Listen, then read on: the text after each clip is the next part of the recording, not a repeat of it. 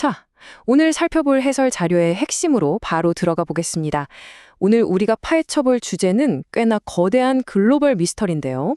바로 우리가 그동안 철석같이 믿고 있던 자유무역의 교과서적인 규칙들이 도대체 왜 이렇게 철저하게 무너지고 있는가 하는 겁니다. 요즘 뉴스 틀면 맨날 관세니 무역전쟁이니 하는 이야기들 뿐이잖아요.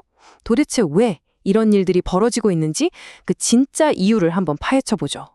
오늘 다룰 내용의 목차입니다. 첫 번째, 무역 교과서가 틀린 이유부터 시작해서요. 베이징의 펑크록 경제학자, 불균형의 공식, 중국과 미국의 관계, 독일이 촉발한 유럽 위기, 그리고 마지막으로 가계로 부를 이전하라는 회견체까지 순서대로 쭉 짚어보겠습니다. 네, 그럼 첫 번째 장, 무역 교과서가 틀린 이유입니다. 수십 년 동안 전통적인 경제학자들을 당혹스럽게 만든 역설이 하나 있습니다. 학창시절에 경제학 조금이라도 접해보셨다면 데이비드 리카도의 비교 오이론 다들 기억하시죠? 무역은 무조건 양국 모두에게 이득이고 혹시라도 불균형이 생기면 환율이라는 마법의 지팡이가 알아서 통화 가치를 조정해준다. 그래서 결국 균형을 되찾는다. 이렇게들 배우셨을 겁니다. 그런데 현실은 어떤가요? 이게 완전히 딴판입니다.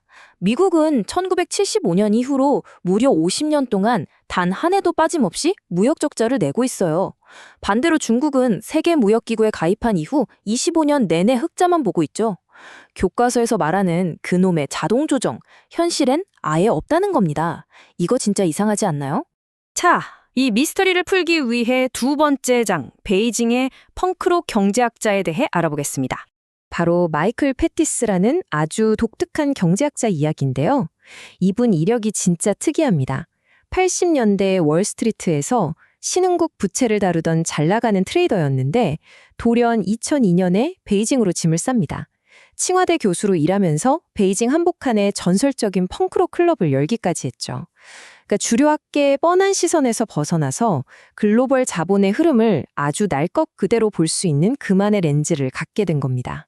이 렌즈가 얼마나 날카로웠냐면요. 2012년에 전 세계가 중국발 원자재 슈퍼사이클을 외치고 있을 때 패티스 혼자서 원자재 가격 폭락을 정확히 예측했습니다.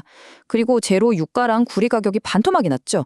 남들이 다 장밋빛 미래만 볼 때 그는 대체 뭘 본 걸까요? 그 비밀이 바로 세 번째 장, 회계적 준리, 불균형의 공식에 있습니다. 복잡한 전문 용어 다 빼고 아주 쉽게 가볼게요. 저축에서 투자를 뺀 값이 경상수지, 즉 무역수지라는 건데요. 이건 그냥 이론이 아니라 무조건 맞아떨어져야 하는 회계적 항등식입니다. 만약 어떤 나라 사람들이 돈이 없어서 자기들이 만든 물건을 못 사고 저축만 쌓이게 된다면 그렇게 남는 돈과 안 팔린 물건들은 수학적으로 무조건 국경을 넘어 다른 나라로 흘러가야만 한다는 거죠. 그러니까 이걸 일종의 거대한 글로벌 시소 게임이라고 생각해 보세요. 한 나라의 정부가 자국민의 임금과 소비를 꾹 내리누르면 거기서 넘쳐나는 물건과 자본의 무게가 시소 반대편에 있는 다른 나라의 부채나 실업률을 팍 하고 튕겨 올려버리는 겁니다. 네 번째 장, 중국의 저축, 미국의 부채입니다. 이 시소 게임이 현실에서 어떻게 폭발했는지 볼까요?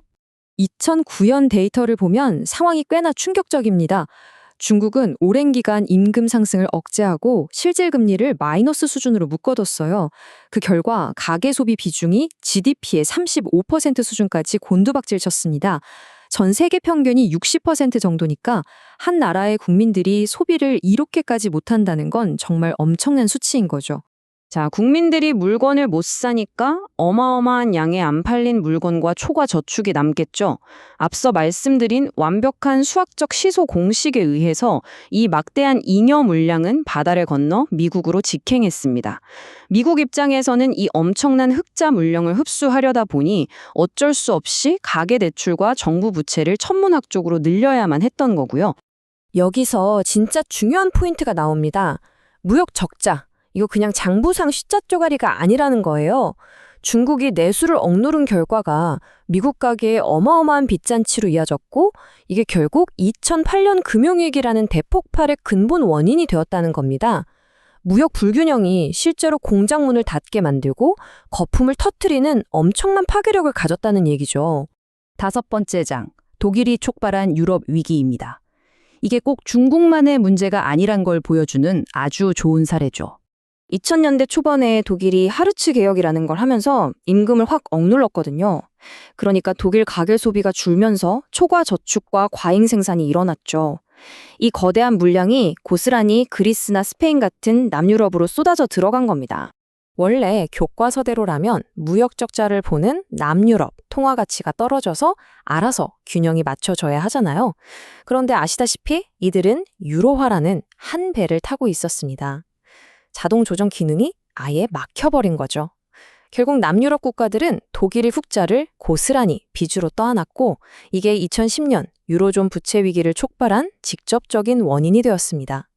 남유럽이 마냥 방만해서가 아니라 철저한 회계적 시속 게임의 결과였던 거예요. 자, 이제 마지막 6번째 장, 해결책, 가계로 부를 이전하라입니다. 그렇다면 이 고장난 시스템을 어떻게 고쳐야 할까요? 해법 자체는 너무나 명확합니다. 하지만 실행하기는 진짜 끔찍하게 어렵죠. 흑자 국가들이 기업에 주던 혜택을 당장 끊고 국가가 쥐고 있는 부를 억지로라도 평범한 가계 주머니에 꽂아 넣어줘야 합니다. 실질 금리를 올려서 이자를 제대로 주고 생산성에 맞게 임금도 올리고 통화 가치도 높여야 해요. 한마디로 국가와 기업에 쏠린 돈을 가계로 완전히 돌려놔야 한다는 겁니다. 흔히들 복지 늘리면 다 해결될 거라고 생각하시잖아요. 그런데 패티스의 생각은 다릅니다. 복지한답시고 가게에서 세금을 더 걷어가면 사람들은 오히려 씀씀이를 더 줄일 거란 말이죠. 진짜 해결책은 국민들 지갑을 터는 게 아니라 국영기업 같은 굵직한 국가 자산을 팔아서 가게를 직접 지원하는 겁니다. 그러니까 돈을 가져와야 할 곳은 국민이 아니라 비대해진 국가 권력 그 자체라는 거죠. 자, 오늘 해설을 마무리하면서 여러분께 도발적인 질문을 하나 던져보고 싶습니다. 과연 세계 주요 강대국들, 특히 중국이 자국민의 소비를 늘려주기 위해서 기득권과 국가 통제력을 순순히 내려놓을 수 있을까요?